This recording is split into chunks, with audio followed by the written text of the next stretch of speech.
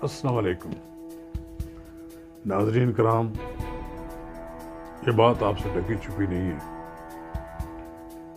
कि अपोजिशन की जानब से वज़ीर आज़म के ख़िलाफ़ दायर की जाने वाली तहरीक अदम एतमाद अभी तक फाइल नहीं की गई, अभी तक ये पार्लियामेंट में नहीं आई।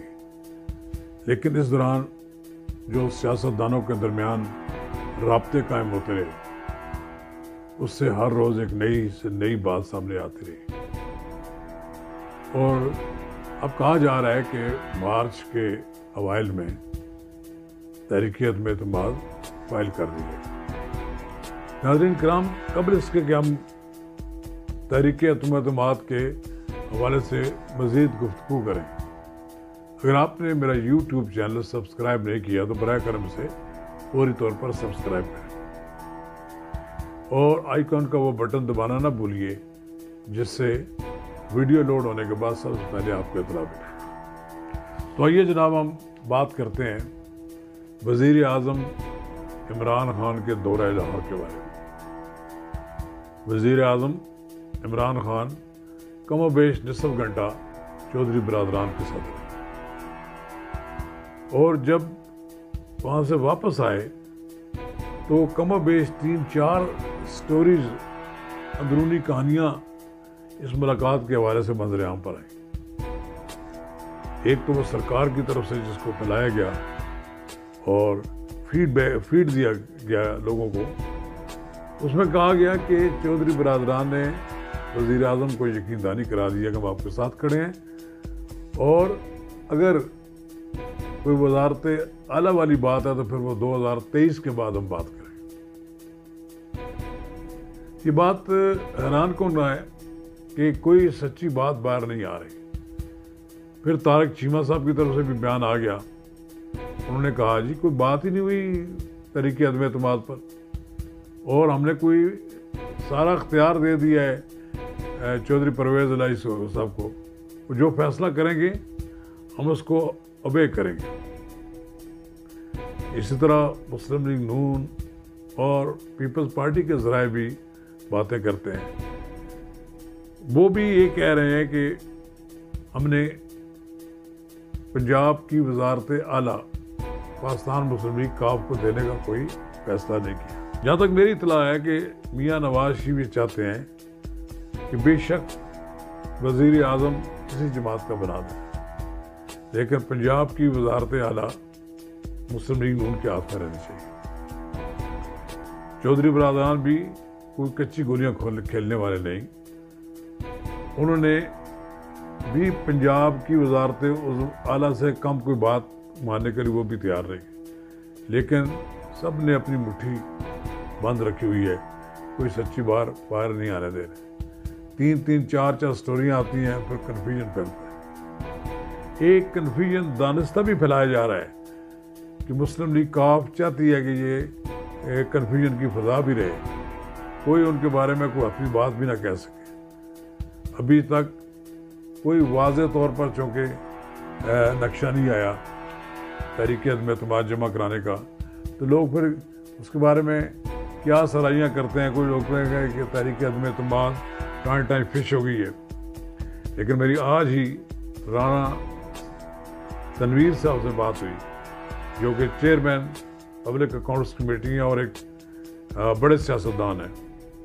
उनका कहना है कि तहरीक अदम एतमाद ज़रूर आएगी, हमारे पास नंबर्स पूरे हैं, लेकिन उनका ये भी कहना है कि हम ऐसे नंबर्स को शामिल करके तहरीक अदम एतमाद नहीं पेश करना चाहते जो तहरीक इंसाफ की हों और बाद में स्पीकर उनकी काउंटिंग उनको शुमार ना करे और कोई हंगामा करके इजलास ही ना कर दे।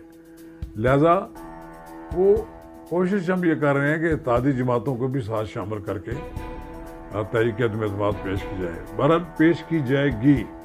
और ये उनका कहना है कि तहरीक अदम एतमाद ज़रूर आएगी।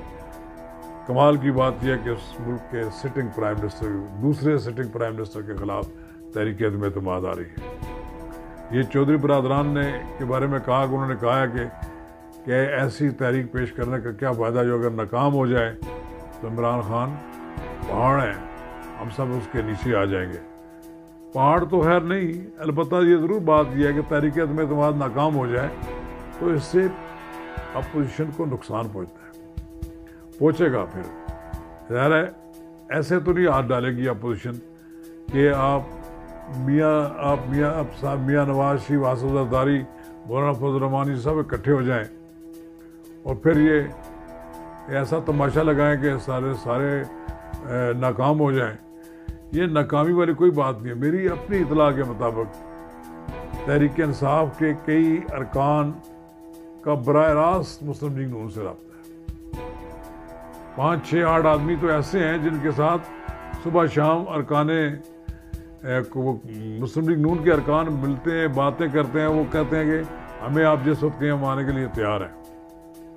پھر یہ بھی بات کہی جاتی ہے کہ 20-25 آدمی ایسے ہیں جو جہانگیر ترین کی قابو میں ہیں۔